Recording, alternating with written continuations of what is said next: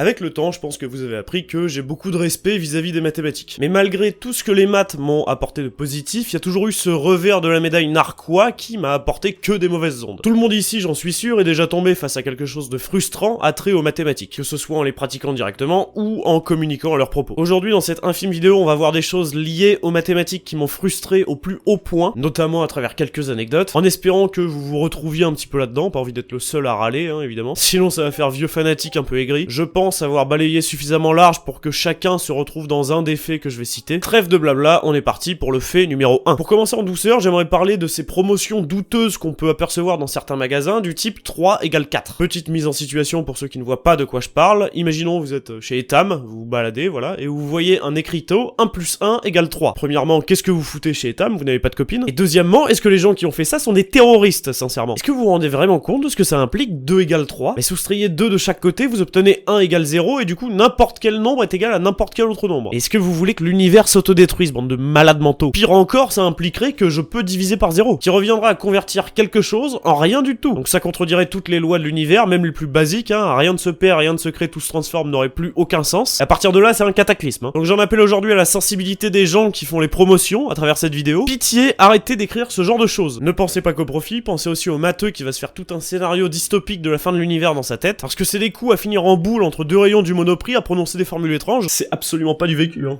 Alors pour le bien de l'humanité, faites un effort et n'utilisez plus jamais le signe égal. Deuxième chose qui me rend complètement fou, mesdames et messieurs, les blagues de profs qui rendent les sujets infaisables. Je sais pas si vous êtes très au fait de la culture humoristique mathématique, mais parmi elles, il y a un véritable culte voué au nombre 42. Son origine provient d'une nouvelle futuriste dans laquelle on a demandé à un super ordinateur la réponse universelle de la vie et de tout ce qui nous entoure. Donc voilà, la blague c'est que 42 est réponse à tout, c'est bien ancré dans la culture pop actuelle, si bien qu'un des premiers smileys Facebook c'était le smiley 42 d'ailleurs. Alors quand bien même je suis friand d'humour absurde, ça m'a fait rire 2 picosecondes grand max. Tout ça avant de retourner vaquer à ma vie insignifiante, hein. Sauf que il y a des profs complètement tarés qui bouclent sur cette blague depuis des années en mode c'est la vanne du siècle. Et dans certains tests type interrogation, ils vont te demander de dériver une fonction qui est impossible. Non mais regarde le nombre de compositions qu'il y a, cette fonction n'a absolument rien de concret. Attention, tu penses que ça suffit, mais non, il va te mettre une puissance 42, parce que c'est 42, t'as compris? J'ai autre chose à foutre dans une interro de cours à 8h10 le vendredi matin. Et attends, parce que c'est pas fini, connaissez-vous le comique de répétition? La question qui suit, je te jure que c'est vrai, c'était calculer la dérivée d'ordre 42 d'une fonction à la con. C'est exactement ce que vous pensez, vous dérivez 42 fois la fonction. Oui, mais Axel, avec la formule de Leibniz, ça passe comme une lettre à la poste. Vous n'avez pas d'amis. Encore une fois, je veux qu'on teste mes capacités à dériver, je ne veux pas qu'on teste mes capacités à être le clown de la classe et à calculer 42 fois 41 de tête. Et puis dériver une fonction 42 fois, sincèrement, trouvez-moi l'intérêt pédagogique de cette saloperie, s'il vous plaît. Et si vous avez 5 questions dans l'interro de cours, vous pensez que ça va être quoi votre mindset après avoir répondu à ces 2 questions? Bah peu importe puisque le temps est écoulé, hein, ta copie est déjà ramassée, hein, d'ailleurs. J'ai eu le point serré en prépa, vous pouvez pas savoir sur certaines interros de cours. Et en me barrant de la prépa, j'ai cru que j'allais être libéré des profs pervers. Que nenni, hein, que nenni. Quand j'étais scolarisé à la fac de Talence, donc Bordeaux, hein, pour les non-girondins, j'avais une UE de topologie avec un malade mental. Toutes les questions qu'on se tapait, c'était des pathologies immondes, hein. On n'utilisait jamais la topologie usuelle de R, c'était toujours des curiosités formidables. Il inventait toujours des trucs pas possibles, hein. Je me rappelle un jour, on a vu les propriétés de la topologie Coffini, bah putain,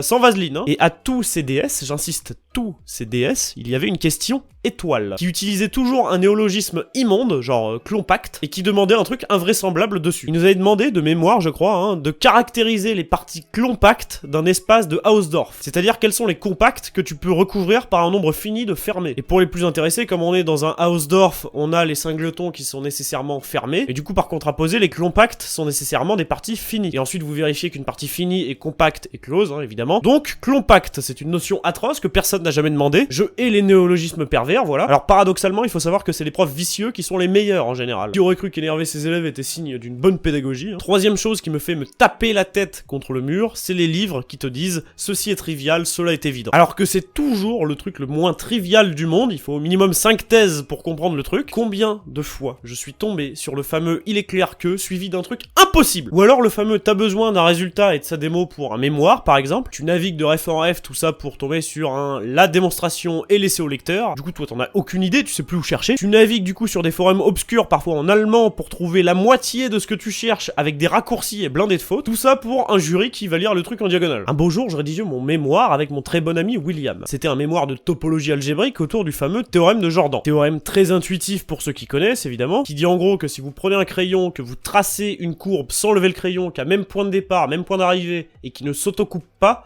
alors ça séparera toujours le plan en deux parties, l'intérieur de la courbe qui va être borné et l'extérieur qui va être non borné. C'est évident, ça ne l'est pas à démontrer, 24 pages quand même, dont un corollaire et une remarque qui nous ont pris un temps fou, étant donné la douce fumisterie que sont les livres de topologie algébrique. Si un jour je pouvais me retrouver dans un ring avec Yves Félix et Daniel Tanré, ça serait incroyable. Et parfois dans les livres c'est juste des petites blagues, genre Serge Lang qui te dit « Eh tiens, vas-y, résous l'hypothèse de Riemann !»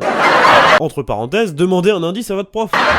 Alors attention qu'on ne m'y prenne pas, je suis partisan pour pousser les étudiants au travail. Le mathématicien Minkowski d'ailleurs, il détestait les livres où toutes les démonstrations étaient écrites, parce que ça tuait le potentiel d'intuition de l'élève. Si vous recopiez tout bêtement, inévitablement, Il disait notamment qu'il fallait pas habituer les élèves à les nourrir à la cuillère. Donc on voit qu'à outrance, c'est vraiment infantilisant, et il y a un risque de laxisme intellectuel. Si vous voulez devenir des fraudes comme moi, c'est pas marrant. Mais pour autant, j'aimerais qu'on trouve un juste milieu entre toutes les preuves anormalement détaillées sont là, et vas-y, écris le livre à ma place. À ce propos, il y a pas plus condescendant et pédant que les gens qui disent « Oh bah c'est un truisme, voyons », mais qui seraient incapables de rédiger la moindre preuve, même avec un pistolet sur la tempe. Tu veux me prouver quoi? Que t'es plus fainéant que moi intellectuellement? Bah super. Je vais rebondir sur une histoire récente, pas très connue d'ailleurs à ce propos. Est-ce que des gens ici connaissent Shizuo Kakutani? Pur beau gosse des maths, a bossé avec Paul Erdos notamment. Il enseignait à Yale à l'époque, c'est-à-dire en Amérique pour les gros teux, et c'était pendant les 30 Glorieuses. Il était d'ailleurs adoré de ses élèves car toujours très bienveillant, très sympathique. Il a d'ailleurs eu un prix d'excellence d'enseignement, donc c'est pas rien. Mais un beau jour, pendant son cours de topologie, il a mis une queue à ses élèves, c'était un tronc d'arbre le truc. Ce jour-là, il enseignait un lemme qui correspond aujourd'hui à une variante du théorème de point fixe, une généralisation du point fixe de Brouwer. Je vous l'affiche dès maintenant pour les plus intéressés. Il est clairement pas inintéressant, mais je vais pas en parler ici parce que c'est assez technique quand même. Très utile en théorie des jeux, il permettra d'ailleurs à John Nash d'avoir son prix Nobel d'économie. Plus de détails dans le merveilleux film Un homme d'exception. Ce n'est pas le cœur de l'anecdote, comme toute généralisation de théorème, c'est assez abstrait. Et donc par extension, c'est généralement pas simple à démontrer. Et Kakutani s'est permis de dire aux élèves, attends, je pense que la preuve est claire, on va pas la faire. Oser dire ça à des bac plus 3 alors que la plupart des masters ne maîtrisent pas ce théorème, c'est assez osé quand même. Du coup, il y a un étudiant qui lève timidement la main et qui va dire, bah attendez monsieur, la preuve elle est pas du tout triviale. Il aimerait du coup avoir des explications. Le prof, toujours très bienveillant, il se dit d'accord, se tourne vers le tableau et là...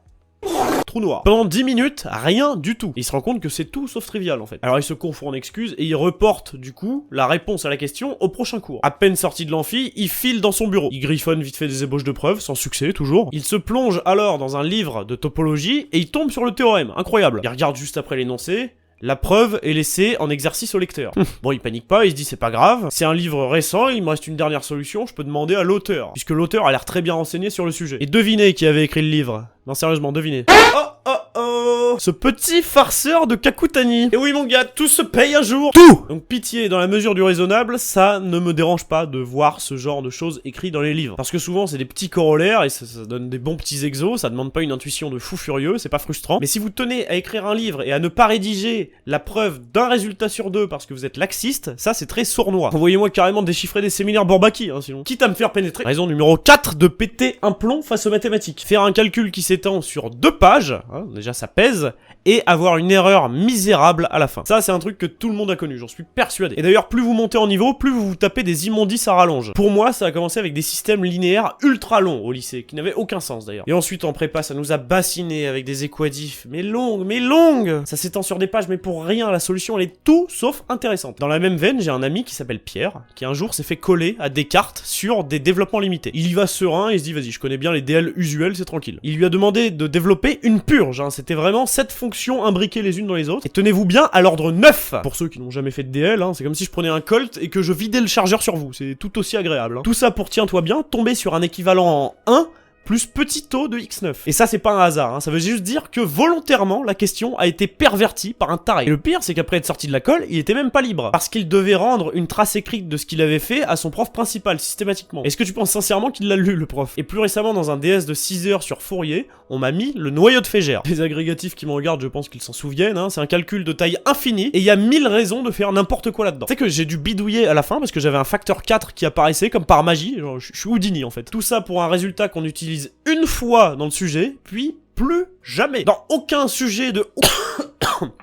vraiment pitié, arrêtez de faire ça. Il y a pas plus décourageant dans les maths que les calculs à rallonge. Et pour finir, la 5e chose qui me fait hurler, les gens qui te disent que les maths ne servent à rien uniquement parce qu'ils puent la merde. Ça c'est le point culminant du déni de bas étage. Ça me met hors de moi. Je ne supporte pas les gens qui font ça. J'ai une tolérance zéro pour ça, ça me donne juste envie de faire des tueries de masse. Et quand c'est corroboré par des célébrités, alors là c'est le summum. Je sais pas si vous avez vu à l'époque le fameux humoriste qui râlait sur le fait que -2 fois -2 ça fait 4. Rappelez-vous, c'est celui qui disait hey, tu prends 2 bananes que t'as pas, tu les multiplies par 2 bananes que t'as toujours pas, et ça fait 4 bananes. Les maths c'est magique. Mais ta gueule, ta gueule. Oh, si tu dois 2 bananes à quelqu'un, que tu doubles cette dette et que tu inverses cette dette, et bah tu as bien 4 bananes. Y'a quoi de compliqué là-dedans? Putain, c'est... Ah, j'ai une extinction. Ah c'est une fin de carrière. Donc je disais, il y a quoi de compliqué là-dedans? Un collégien qui se pose 2 minutes, il comprend. Oui, mais Axel, t'as pas d'humour. Écoute-moi bien, grande folasse. Déjà, c'est pas parce qu'un truc me fait pas rire que j'ai forcément pas d'humour. Déduction fallacieuse issue de ton QI qui dépasse pas la température dehors. Et ensuite, j'ai beaucoup de respect pour tous les types d'humour. Mais ça, c'est du même niveau que les gens qui te disent, eh oh, le second degré, c'est pas qu'une température. Quand ils essayent désespérément de couvrir leur maladresse. Ou les gens qui niquent l'ambiance et qui te disent, eh, mais c'est une boutade, chill. Aïe aïe aïe aïe aïe. Mais tu ne sais ni écrire ni définir boutade, qu'est-ce que tu me baragouines? Ah, je les hais si fort. Ils ont rien apporté dans la conversation et ils te prennent de haut. Non mais c'est le sketch de l'année. C'est le sketch de l'année aujourd'hui. Te prendre de haut en jouant la carte du déni, ça c'est...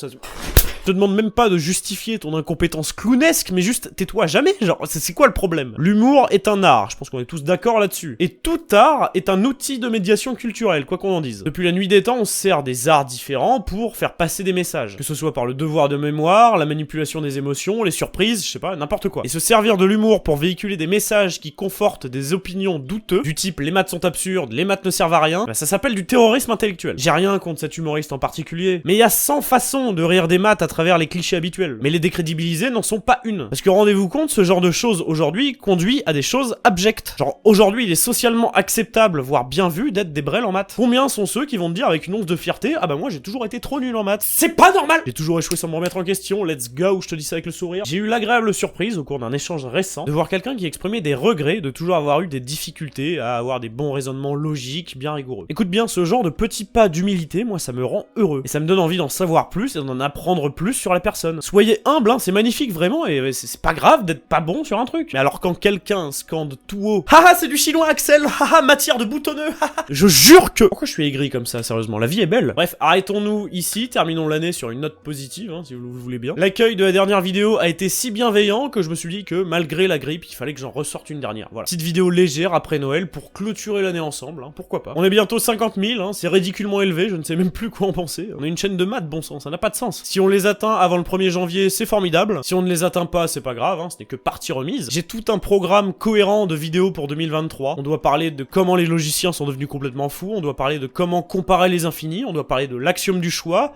du paradoxe de Banach-Tarski, mais aussi de plein d'autres belles curiosités mathématiques comme la formule de Stirling par exemple. On fera un petit épisode pour les lycéens, comment avoir 20 au bac, parce que je pense que c'est important, etc., etc. Je vous laisse là-dessus, j'ai un train à prendre direction Marseille dans 1 heure exactement. Vous savez que ça va swinguer pour ceux qui connaissent le lore derrière cette ville, hein. Sombre lore à consulter sans modération, évidemment. Soyez prudents pour le nouvel an, je vous fais des bisous, je vous aime fort, et on se dit à l'année prochaine. Salut tout le monde.